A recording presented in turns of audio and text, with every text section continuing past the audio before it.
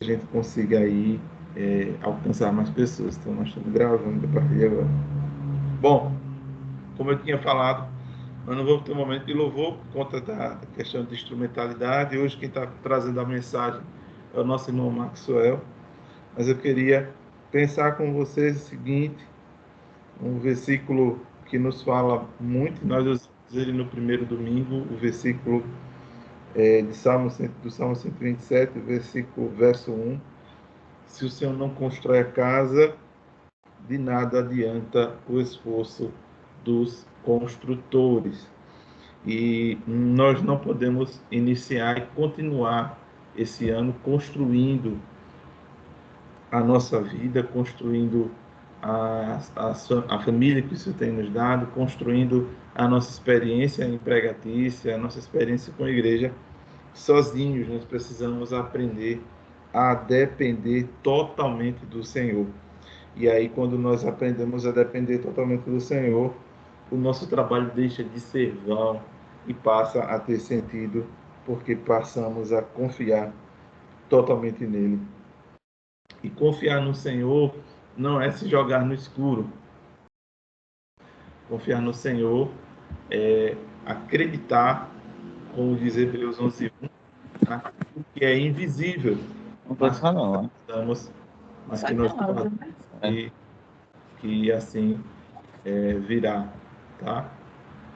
Fala, Douglas, Andressa, estamos ouvindo vocês aqui.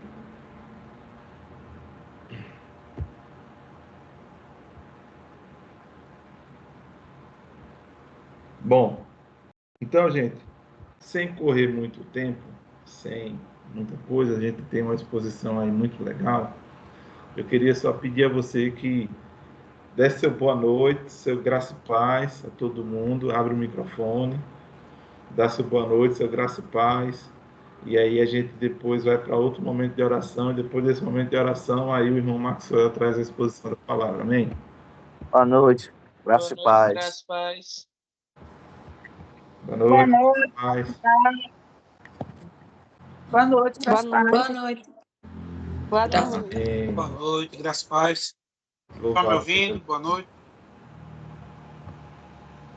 Dá o joinha aí. Eu vou pedir para a nossa irmã Daisy orar agora pela vida do nosso irmão Maxwell, que vai estar aí trazendo a exposição da palavra essa noite. Então, irmã Daisy, por favor, ora pela vida do Maxwell. Amém? Amém. Meu Deus do Pai, Senhor, nós queremos te agradecer por tudo que o Senhor tem feito, Senhor. E também te agradecer, Pai, pela vida do irmão Maxwell, que o Senhor continue, Deus, dando a direção, Senhor, a ele, que o Senhor, Pai, esteja o abençoando e que tudo que ele venha falar, Senhor, seja do teu coração, Deus. E que a gente possa entender, Senhor, também a tua palavra, Senhor, vinda dele. Usa, Senhor, o teu filho, continua abençoando, Senhor, todos que estão aqui, Senhor, nesse culto, de forma online, mas que estamos, Senhor, cultuando ao Senhor. É isso que nós oramos, Senhor, em nome de Jesus, amém. Bem, boa noite a todos. Estão me ouvindo? Levanta a mãozinha. Boa noite. Sim, tá Peguei tudo a certo mão, por aqui. dá glória a Deus. Todos estão me ouvindo?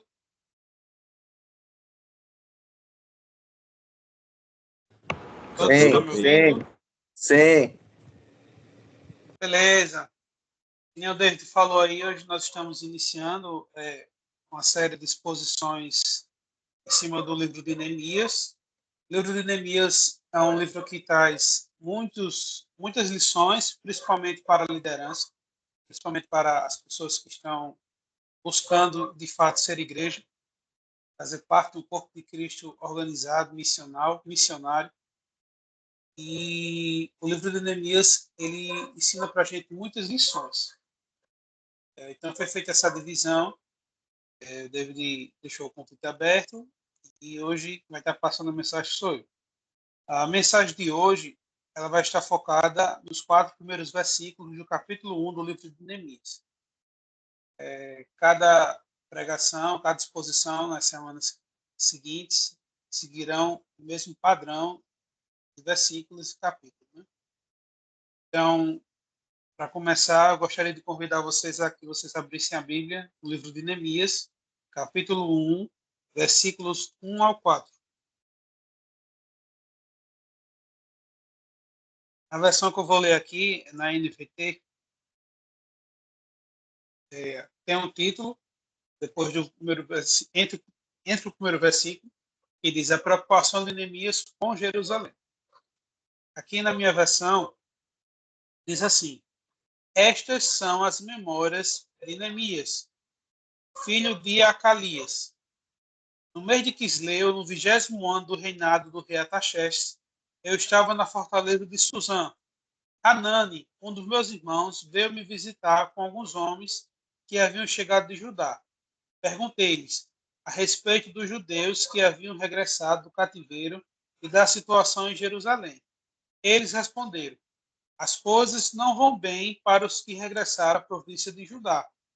Eles estão passando por dificuldades e humilhações.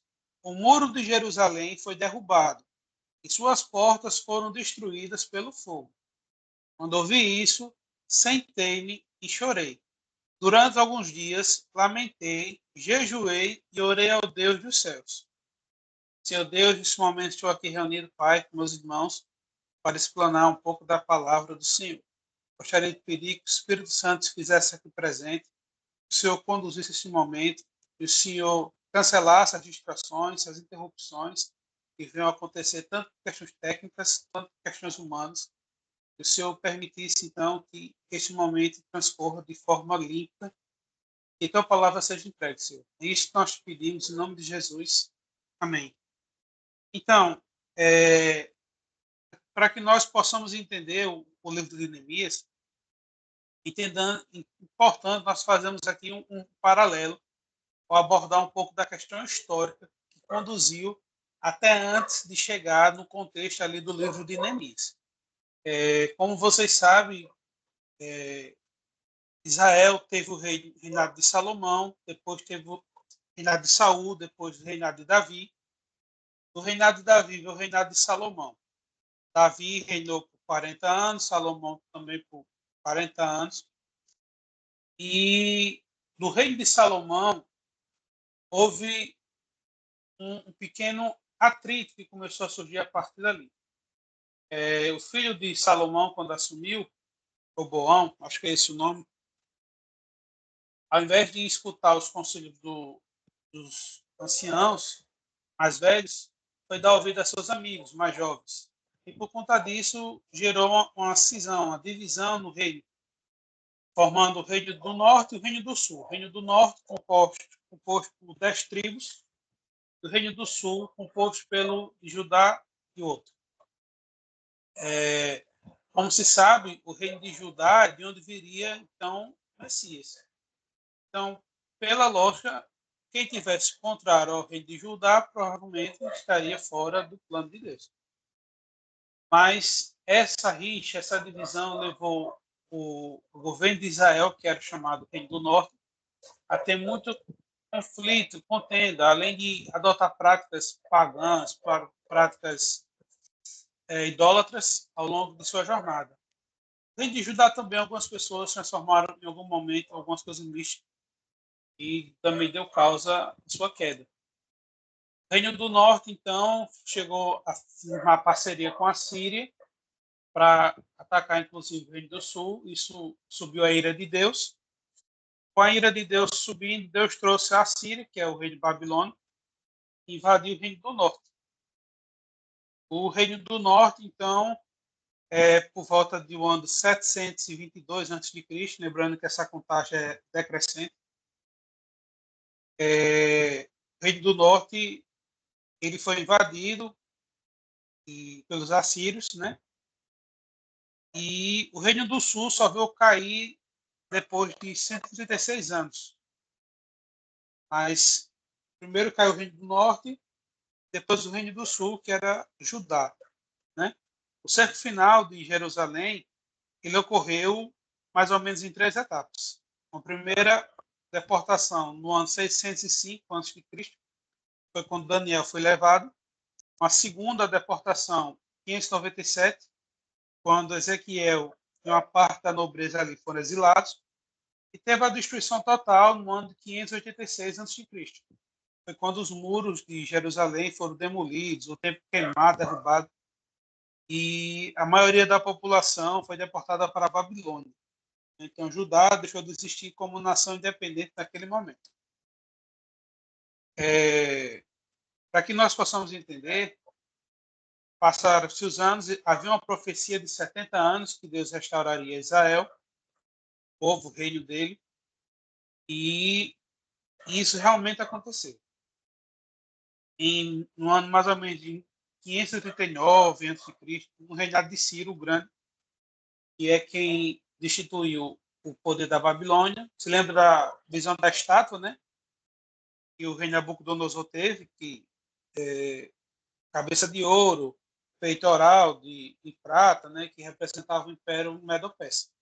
Então, o Império Medo-Persa ele assume, invade Babilônia, derruba Babilônia, após o descendente de Nabucodonosor zombar com as coisas de Deus, e uma mão grande escrevendo na parede lá, Tekel, Tekel, Mene, Mene, Passim. E ali foi o ultimato de Deus para vir da Babilônia, e naquela mesma noite a Babilônia foi destruída e entregue aos Medo-Persas, comandada por Ciro. A política do Império Medo-Persa era um pouco diferente da política do Império Babilônico, se assemelhava inclusive à política do Império Romano. O Império Medo-Persa, eles não guardavam para si, costumavam guardar pessoas como cativeiro, como a Babilônia fez com os judeus, levando o povo para cativo para suas terras. Eles gostavam de administrar, então, através de províncias. Então, foi natural para o rei Ciro emitir o decreto que devolveria o povo de volta para suas terras. Só que esse decreto ele não sai de imediato, né? Não foi assim um decreto único. A história conta, a Bíblia relata, foram pelo menos três decretos que aconteceram. Isso, no livro de Esdras, inclusive, fala desse decreto aí. Esdras 1. Então, o Império Medo-Persa, eles organizavam os povos conquistados em províncias, ou o povo chama de satrapias, né? Satrapias, mas acimamos assim o nome. Né? E permitiam que os povos subjugados retornassem às suas terras.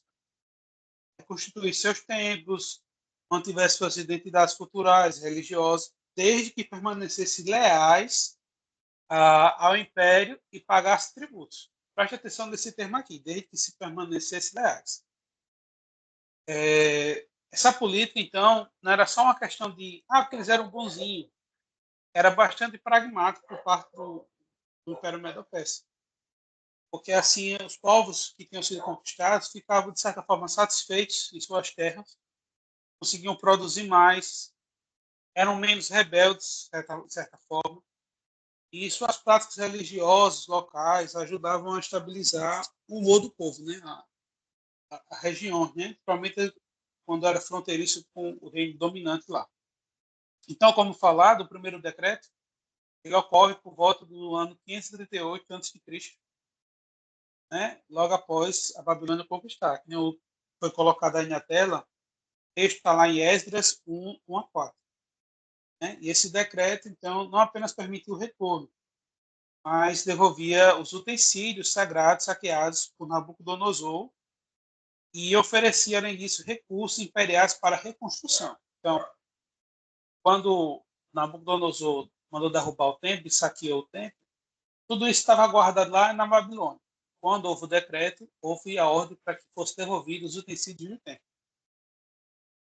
Aproximadamente, não se tem um dado exato, mas aproximadamente 50 mil judeus, isso aqui, tendo aqui como hebreus, para ser mais exato, retornaram sob a liderança de Zorobabel, que era o governador nomeado para a província, e Josué como seu sacerdote. Então, eles lançaram os alicerces do templo, mas a obra ela acabou sendo interrompida por oposição local e desânimo.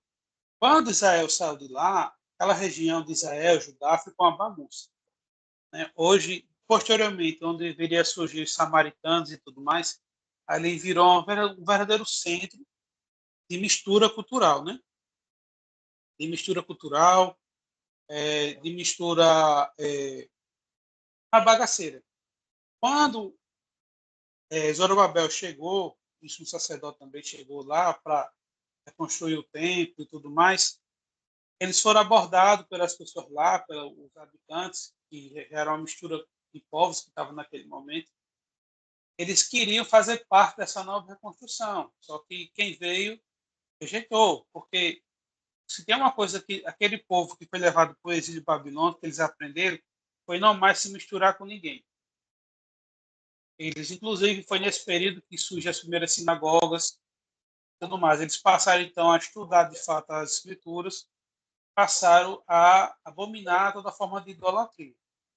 E isso levou o povo a ficar um pouco mais exclusivista, né? Então, eles não queriam mais se misturar com ninguém que não fosse, de fato, da fé deles.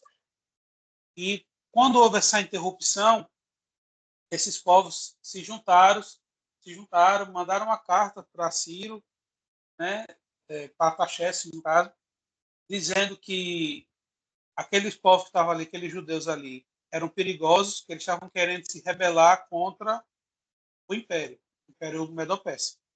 Isso levou a construção a acabar sendo embargada. Como a obra não podia continuar por completo, os que chegaram lá acabaram se dispersando, foram se juntando, se misturando também os que estavam lá. Então, ficou parado ali. Então, depois vem um segundo decreto, mais ou menos no ano 458, quase 80 anos após o primeiro retorno, né? O escriba e sacerdote Esdras, que é o do livro aí, que o David colocou aí, recebeu então a autorização de Artaxerxes, né, para retornar a Jerusalém com outro grupo de exilados. Você vê lá em Esdras 7, 11, acho que é 26, algo do tipo. Este decreto, então, ele tem um foco, posso dizer assim, diferente, né? Ele focava, então, na reforma espiritual e o estabelecimento da lei de Moisés como base legal e comunidade judaica. Então, primeiro ele manda retornar o primeiro decreto para tentar restaurar o templo. Depois ele manda para, com base, restaurar as leis de Moisés. A lei de Moisés não era só leis espirituais, né? Tinha leis civis, lei moral, lei sacrificial, uma série de leis lá. Então, o sistema jurídico estava todo interrompido. Sem sistema jurídico, você não tinha como ter um controle dos crimes, das coisas que estavam acontecendo. Como diz o texto aí, Ciro, rei da Pérsia, né? Então,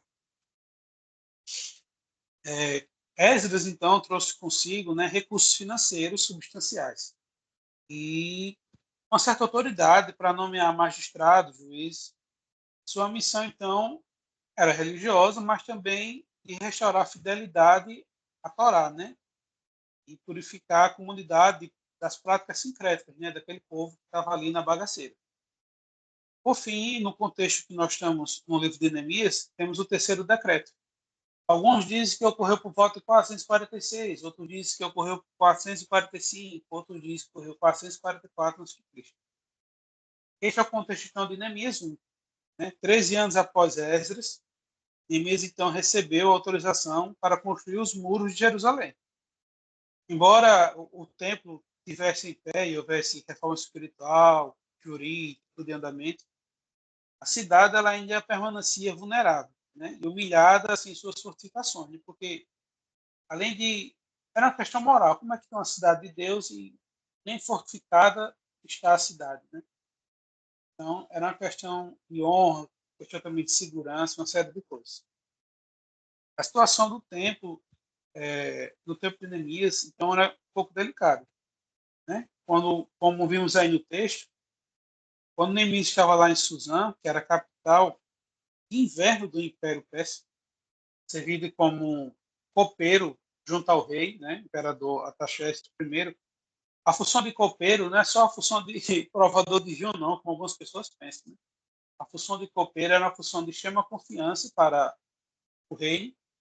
Era a pessoa que tinha acesso direto aos aposentos do imperador lá, do rei, e era a pessoa que provava da comida e da bebida do rei. Então, era uma pessoa de confiança que tinha acesso direto ao imperador. Não era qualquer pessoa. Então,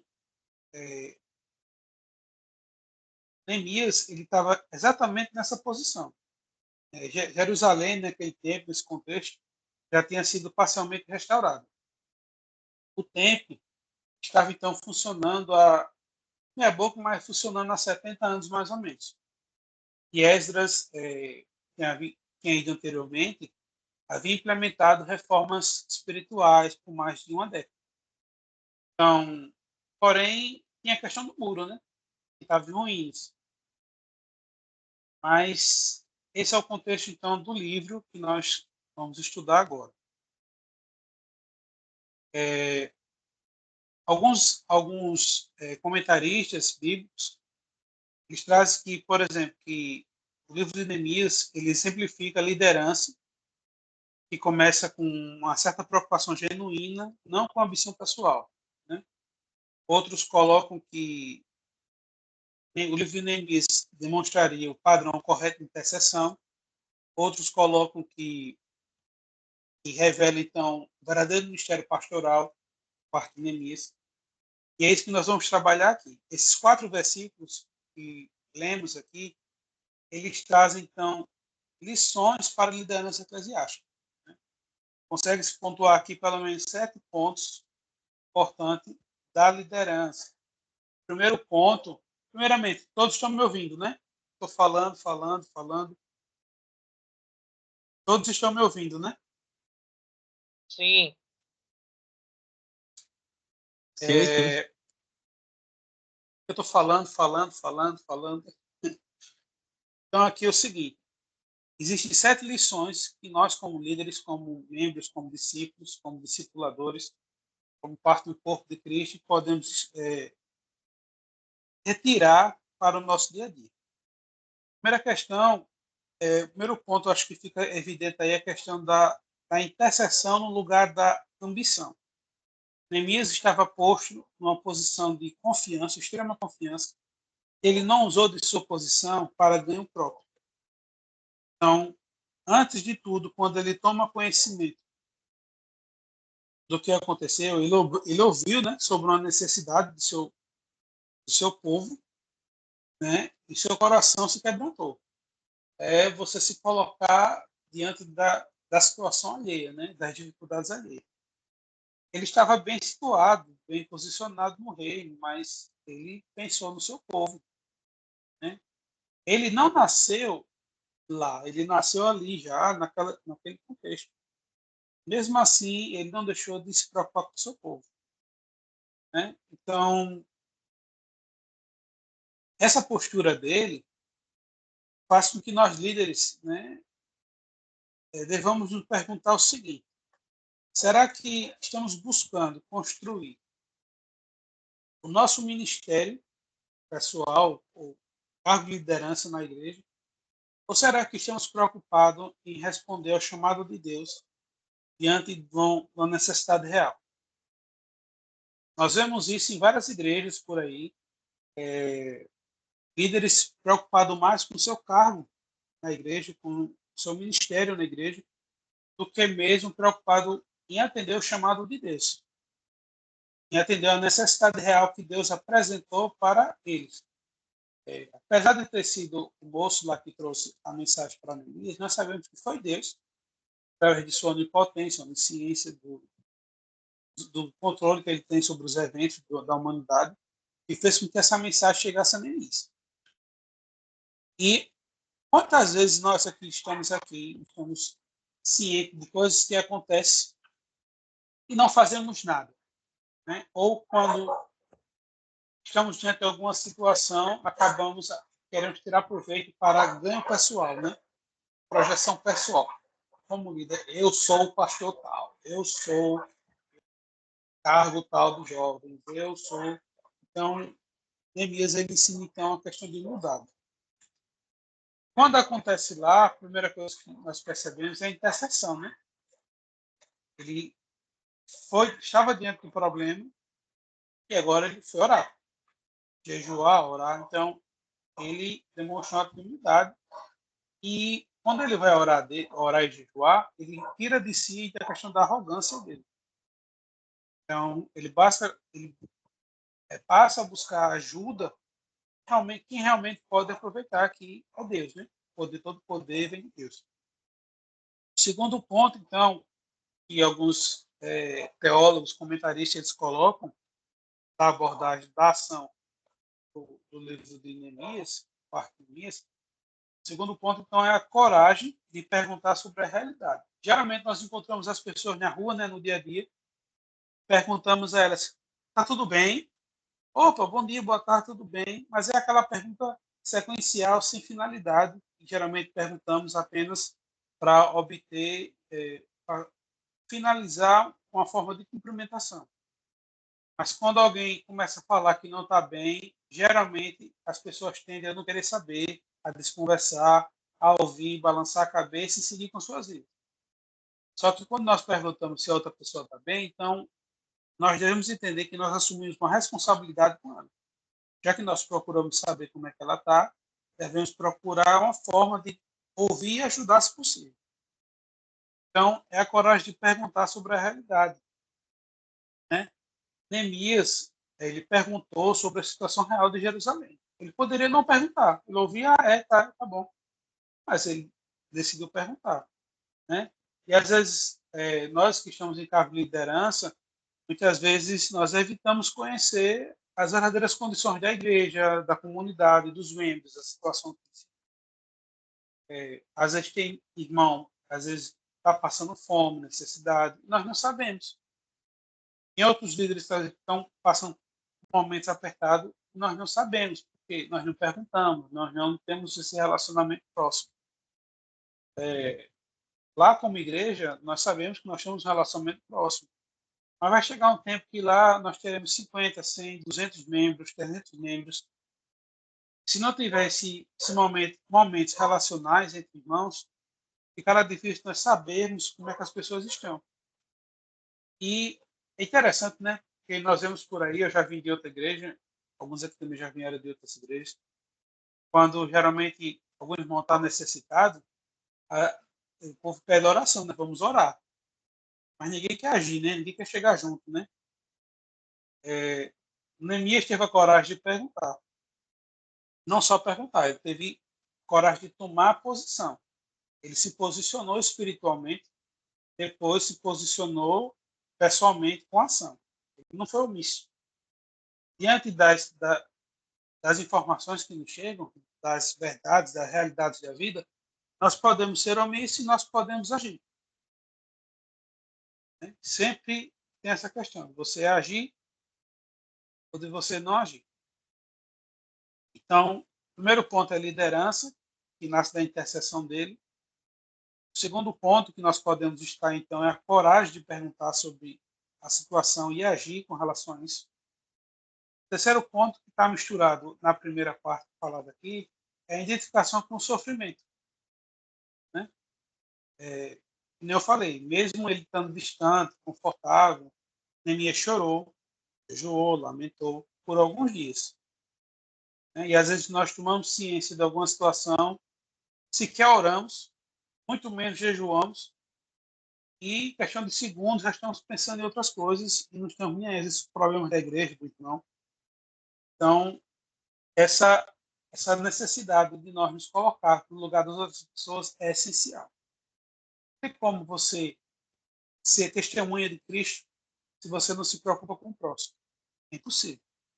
Se você não consegue se identificar com a dor das pessoas próximas a você, do rebanho que você está conduzindo, caso você seja um pastor, algo do tipo, você, então, não está entendendo o papel da liderança na Igreja de Cristo.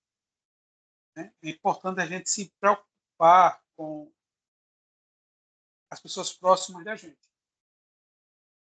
Então, fica esse aprendizado aí da necessidade de preocupação com o rebanho, de se colocar no lugar das pessoas próximas da gente.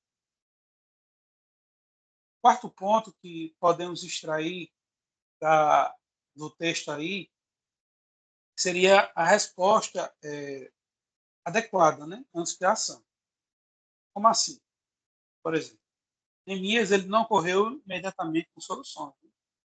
Ele primeiro se humilhou. Como é que foi que ele se humilhou? Se humilhou diante de Deus. Jejuou, orou. Né? Muitas vezes os problemas aparecem diante da gente e a gente já quer trazer a solução. Ora, se a gente está no corpo de Cristo e a gente quer tomar a decisão sem Cristo, será uma forma de arrogância. Né? Então, antes da gente tomar qualquer decisão na condução da igreja ou dos problemas do corpo de Cristo, nós precisamos orar, nos posicionar. Né? Orar, jejuar, buscar a Deus. Não se pode, então, fazer uma reunião, nem assembleia, nem nada do tipo, sem que antes haja oração, sem que a gente peda apoio, auxílio ao Espírito Santo. Então, é necessário ser feito isso. Então, a resposta adequada antes da ação é orar e jejuar. Não existe isso, a igreja tomar decisão sem orar. Quando o problema é muito grave, às vezes é necessário jejuar. Eu acho que é uma das poucas coisas que nós fazemos. Eu acho que é uma das coisas mais difíceis que eu acho que a igreja hoje em dia passa aqui, pelo menos no Ocidente, é jejuar. Você vê muito esse hábito de jejuar nas igrejas que estão lá no Oriente, por conta de perseguição e tudo mais. Mas aqui no Ocidente, no Brasil principalmente, nós não temos um contexto de perseguição real, então as pessoas estão acomodadas. Nós, cristãos, estamos acomodados. Então, dificilmente nós oramos e muito menos jejuamos. O quinto ponto que nós podemos extrair do texto de Neemias é a questão que nós devemos enxergar além do que é material, além do que está posto ali dentro de nós. Porque, por exemplo, como eu falei aqui, os muros, eles representavam mais do que pedras. Tinha a questão dali envolver a honra de Deus, a segurança do povo, testemunho diante das nações. Né? Os líderes, então, devem se preocupar, além das estruturas físicas, mas também com a realidade espiritual ou com as questões sociais que eles estão ali inseridos. Quando a igreja ela faz um movimento e agir, ela tem que se preocupar com essas ambientações. Primeiro o plano material, depois espiritual, depois a consequência social. Ou primeiro espiritual, social, material, enfim. Você não pode apenas tomar uma decisão da igreja pensando apenas no que é material. Por exemplo, a igreja precisa ainda de muita questão material. Nós sabemos disso. Mas aquilo é feito para que nós possamos alcançar mais pessoas, dar mais conforto, ter mais condição de receber aqueles que estão sedentos pela palavra. Então não é só ajeitar o material pelo material. Estamos ajeitando ali por conta que precisamos alcançar mais pessoas. E quando a igreja for grande e tiver sólido o suficiente, teremos como, inclusive, chegar na parte social também. Então, foi mais ou menos isso que Neemias enxergou, quando ele chegou para fazer o pedido. Né? E outra coisa que já foi falado é que Neemias, então, ele não usou o seu poder, a sua influência perante o imperador, para si mesmo. Ele utilizou para o reino de Deus. Né? Ele tinha acesso ao rei, mas ele não usou isso para vantagem própria. Ele usou isso para pedir pelo povo dele, pela algo em prol da obra do Senhor. Então, a Bíblia diz assim, né? Vocês pedem, mas pedem mal, por isso que o Senhor recebe, né? Quando a gente pede, a gente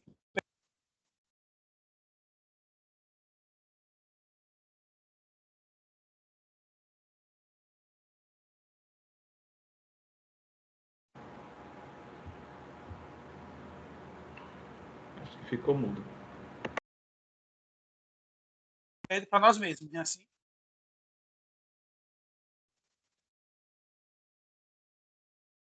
Né? Voltou. Estão me ouvindo? Agora voltou. Tinha ficado mudo. Estão me ouvindo? Sim. Sim, Evelyn? ouvimos. Nos ouve. Ovo. Terra para. Então, o último ponto aqui que nós podemos entender é o tempo para processar o chamado. Às vezes nós não já paramos com alguma situação e já queremos agir de imediato, né? As coisas, a Bíblia diz que tudo tem um tempo determinado debaixo do céu. Tem tempo para tudo. Então, não é porque também você tomou ciência de algo que vocês devem agir imediatamente, possivelmente, sem um preparo. Tudo é necessário um preparo. Né? Principalmente quando você lidera pessoas que você está lidando com manuseio de recursos. Então, você não pode, não só recursos materiais, mas recursos humanos também, capital humano. Então, você não pode tomar decisão ao calor do momento, né? Você tem que tomar decisão orada, pensada, jejuada, se possível, depois de conversar com as demais lideranças, a assembleia, a igreja, enfim, para que a decisão seja a melhor decisão possível. Então, por alguns dias, entendo que ele era copeiro, provavelmente ele tinha que estar provando a comida do rei. O texto não fala se existiam outros copeiros, mas por alguns dias ele jejuou. Então, ele fez esse sacrifício, sabe-se lá se ele fez caso pensado, mesmo sabendo que poderia afrontar, enfim, ele parou, jejuou e orou. Mesmo sendo copeiro junto ao imperador, ele decidiu fazer isso. Então, uma liderança mais sólida, ela sabe esperar, né? Sabe ver o que é que Deus ele tem para oferecer, né? A solução que Deus tem então para oferecer. Então, o texto aqui, se puder fazer mais algumas observações, é que o livro de Neemias ele está em primeira pessoa, né? A escrita está em primeira pessoa. E ele fala, então, o autor, né, ele fala de acordo com as coisas que ele presenciou em primeira pessoa. Então é isso, pessoal. Mensagem base mesmo, ela vai se expandir nos outros versículos, né? Essa pregação é uma pregação mais introdutória, para que vocês entendam o contexto do livro, né? O texto, então, estabelece um padrão para que os líderes devem seguir antes de agir, né? Assim, oração, jejum, estratégia, paciência, humildade, estratégia principalmente. Né? Então, nós podemos extrair essas lições aí com vocês. Durante o culto, a gente não tem como fazer essa interação, mas caso algum de vocês queira colocar alguma coisa, o tempo aí está aberto.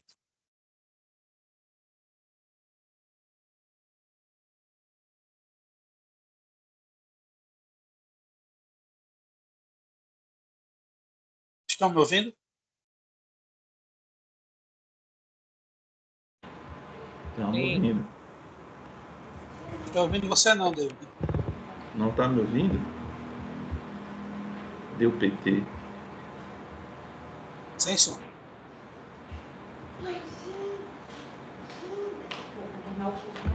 Vou mudar para cá. Aqui dá pra ouvir, Agora, David. escuta. Tranquilo. Acho que foi alguma coisa aí, Max, no teu fone. Mas aí tá tranquilo. Bom, gente, o nosso irmão Maxwell, ele trouxe essa introdução. Geralmente, toda introdução de série é mais puxado, porque vai fazer o panorama, vai trazer ali toda a questão introdutória. Mas a parte mais interessante de tudo isso é que, e aí aqui fazendo alguns destaques, não vou pregar em cima do que o Marcos pregou, mas só alguns destaques para a gente como igreja. Como igreja. Primeiro, quando Neemias ele sentiu, percebeu, com a informação que ele recebeu, que as coisas em David, não estou Jerusalém ouvindo não. você. Tenta, tenta sair e voltar. Deixa eu escrever aqui para ele.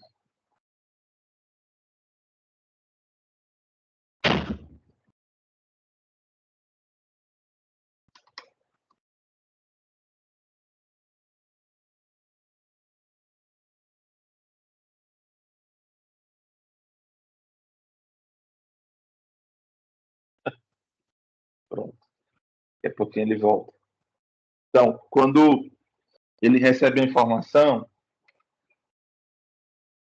do seu amigo, né, do seu colega, o Anani,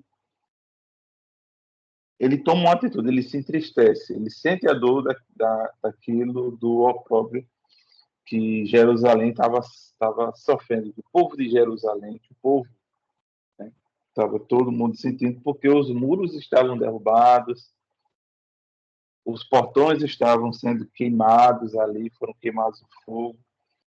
Quando a gente olha essa história, nós ainda vamos ter, Maxwell trouxe, né? Vamos ter a liderança de Zorobabel, e vamos ter ali Esdras com ele na reconstrução do templo. Só que eles fazem essa reconstrução do templo, recebem notícias do que estava acontecendo, só que ainda tem muita guerra, muita coisa acontecendo dentro de Jerusalém, e a cidade estava desprotegida. Então, levanta-se agora Neemias, sentindo essa dor, para ir lá e reconstruir os muros e recolocar os portões da cidade do grande rei de volta no lugar. E aí, pensando de forma particular, eu queria que você meditasse comigo. Neemias, ele sentiu algo que doeu. Ele sentiu algo que doeu no povo, doeu nele, mas que com certeza também entristeceu o Senhor em ver o povo que ele escolheu para ser testemunha às nações vivendo aquilo. E aí eu queria que você perguntasse para você, Senhor, ou melhor, pedisse ao Senhor, né? Senhor, desperta o meu coração para aquilo que te entristece. Quantas coisas ao nosso redor têm entristecido o Senhor? Seja na nossa vida particular, seja na nossa vida relacional, seja na nossa caminhada cristã. Quantas coisas ao nosso redor têm entristecido? Uma segunda coisa, e agora pensando como igreja, nós como igreja precisamos colocar sobre nós o peso certo pela missão que Ele nos confiou. Qual foi a missão que Deus nos confiou nesse tempo? A missão de fazer discípulos, alcançar pessoas, ser discípulos e fazer discípulos.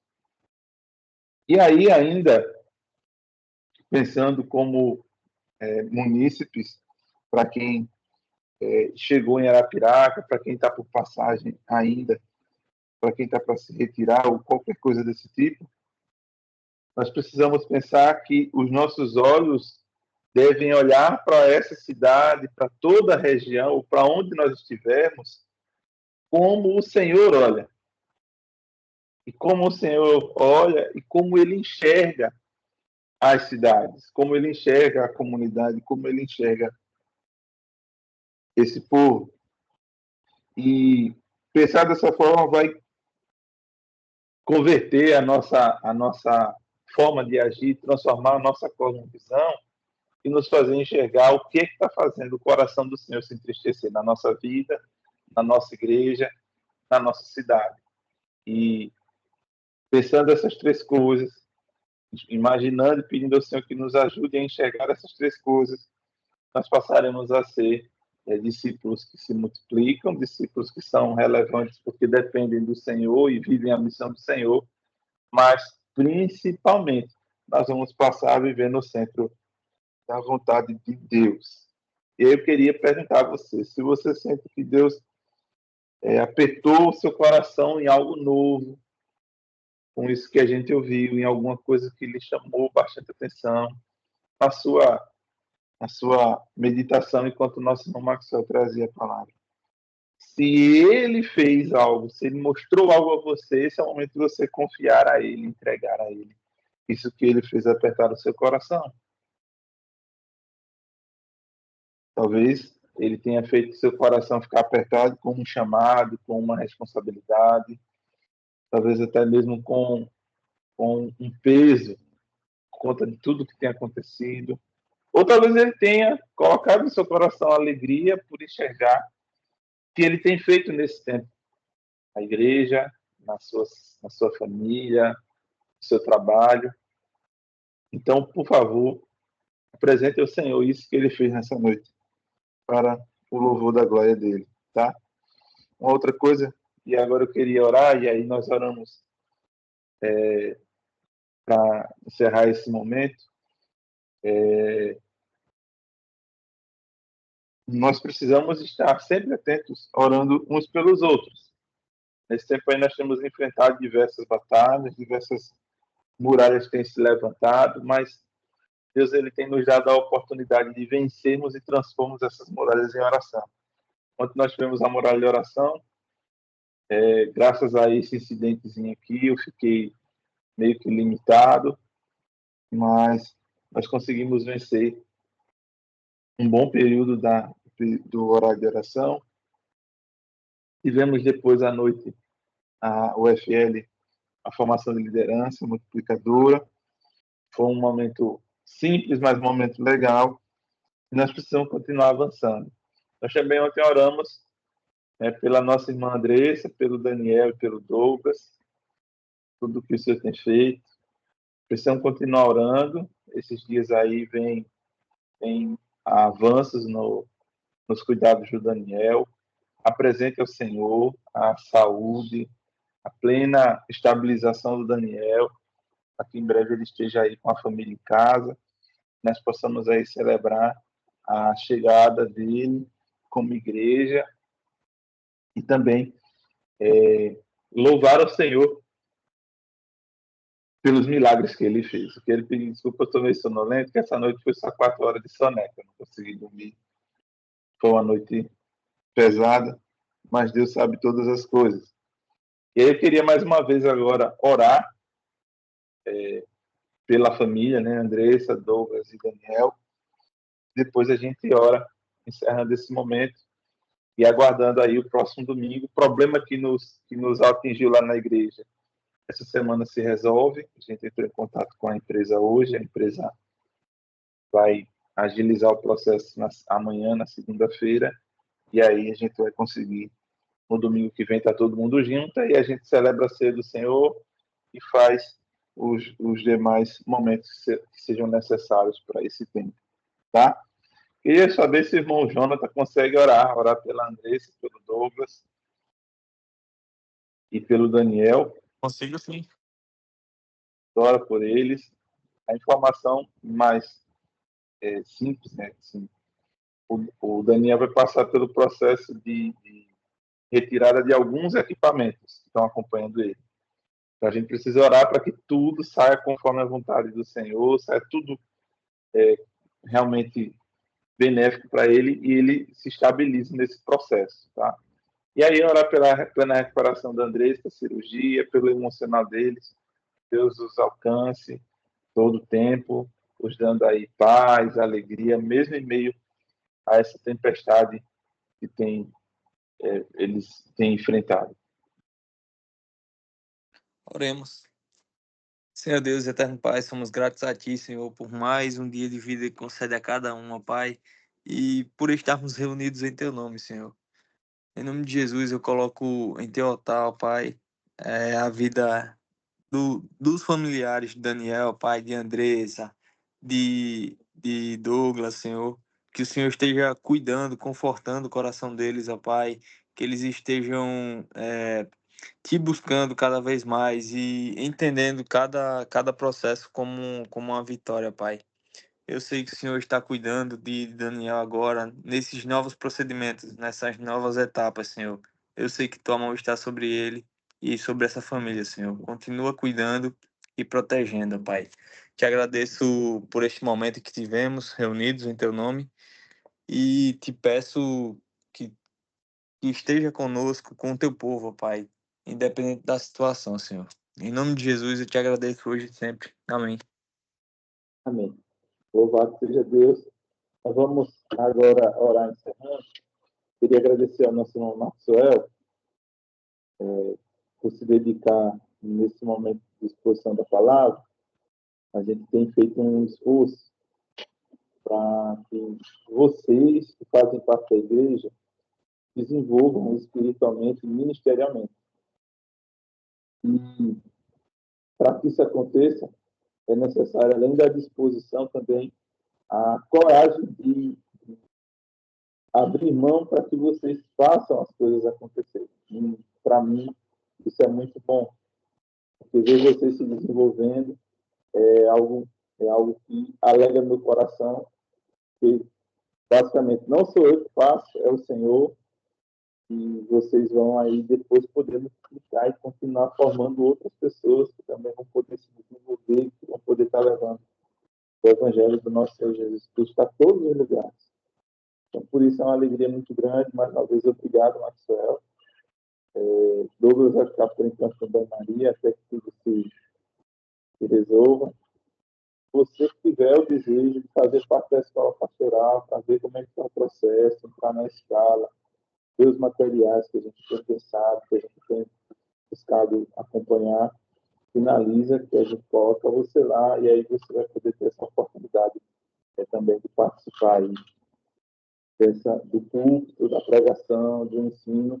Logo, logo, nós vamos ativar a EBD, nós vamos ainda reunir como igreja para definir horários, mas nós vamos ativar a EBD, vamos retornar alguns movimentos, e aí é necessário que todo mundo que tiver aptidão e queira, de fato, fazer parte desse movimento, se posicione, tá? Então, essa semana, nós ainda estamos off com culto de oração. O culto de oração, ele volta só em fevereiro. Dia 4 de fevereiro, nós estamos de volta com o culto de oração. Então,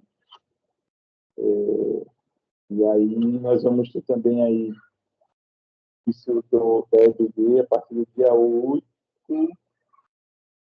deixa eu confirmar aqui, a partir do dia 8 de março. Dia 8 de março, nós iniciamos a EBD. Nós vamos usar, por enquanto, o material da base curricular da Convenção Batista Brasileira, que nesse tempo está trabalhando o livro de Esdras e Neemias. Tá? E aí nós vamos juntar, acabou casando a ideia, e nós vamos utilizar esse material. O material ele vai ter um curso, mas o curso é básico, a gente vai ver como é que está todo esse processo. É um trimestre para cada material, o curso acho que é R$ 9,60 por revista. E aí nós vamos ver como é que a gente viabiliza isso para poder a gente iniciar a EBD no dia 8 de março. Então, esse movimento todo precisa de oração, precisa de apoio e que Deus nos ajude. Tá? Quero orar por vocês, agradecer mais uma vez por todo mundo estar aqui, inclusive a Ana Valéria, que chegou por aí. Deus abençoe vocês nesse início de semana, que nós possamos aí ter do Senhor a boa parte que Ele nos prometeu nesse tempo, tá? Pai, nós oramos ao Senhor, agradecendo por estarmos encerrando esse momento, Senhor, nessa forma online, nessa modalidade. Nós te agradecemos pelos teus feitos nessa semana que se encerrou. Louvamos ao Senhor pela oportunidade de iniciarmos um novo tempo. Pai, no nome de Jesus também, nós te agradecemos pela vida, Pai. Cada um dos teus filhos que estiveram aqui, também por aqueles que não puderam estar, o Senhor sabe todas as coisas. Nós louvamos ao Senhor pelos teus feitos. Sabemos que todas as coisas cooperam para o bem daqueles que amam ao Senhor. Pessoalmente também quero agradecer ao Senhor e pedir que continue sustentando o teu povo. Continue direcionando, que nessa semana nós possamos ver o agir do Senhor, conforme a tua vontade, tua mão se movendo, Senhor, não somente sobre as nossas vidas, mas também sobre a vida de todos aqueles que estão ao nosso redor. Alcança nossas famílias, alcança nossos amigos, alcança, Senhor, os nossos colegas de trabalho, de escola, de todos os lugares. Nos faz, Senhor, instrumentos teus também para multiplicar o Evangelho nesses lugares. Que o amor de Deus é nosso Pai, a graça salvadora de Jesus Cristo e as doces consolações do Espírito Santo sejam derramadas sobre o teu povo, não somente agora, mas para todos sempre. Em nome do Pai, do Filho e do Espírito Santo. Amém. E amém. Louvado seja Deus. Dê uma boa noite aí. E para quem não tomou o cafezinho, vai tomar o cafezinho. Boa noite, meu povo. Boa noite. Boa noite. Boa noite, meus irmãos. Até mais. Só que a câmera aqui foi nós, né, Marcos? Faz isso aí mesmo. Deus abençoe. Tchau, tchau. Deus abençoe a todos. Tchau, Bequinha. A Bequinha do tchau só com a mão. Deixa eu ver aqui. Só tá teu pai, mulher. Dê tchau agora. Ai, cadê? Cadê? Dê tchau. Cadê a câmera? Dê tchau, Bequinha.